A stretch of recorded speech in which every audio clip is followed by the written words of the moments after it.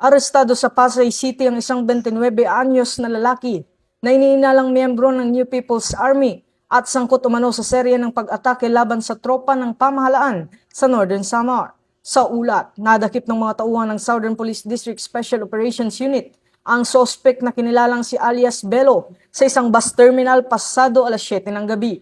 Ayon sa ulat, kabilang ang sospek sa Eastern Visayas Regional Party Committee ng CPP-NPA at iniuugnay sa ilang pag-atake kabilang ang ambush sa sundalo noong ika-9 ng Hunyo taong 2018 sa Las Navas, Northern Samar. Sinabi rin ng SPD na top 8 most wanted ang sospek sa nasabing probinsya at nahaharap sa kasong attempted murder mula pa noong 2021.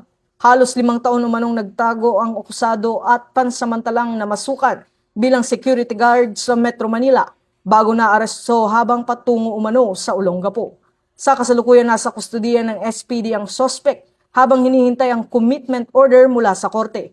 Patuloy naman ang pinaigting na operasyon ng PNP laban sa mga wanted persons at armadong grupo habang hinihikayat ang publiko na makipagtulungan sa pamamagitan ng pagbibigay ng impormasyon upang mapanatili ang kapayapaan at seguridad sa bansa. Ito ang bagong PNP para sa bagong Pilipinas, serbisyong mabilis, tapat at nararamdaman.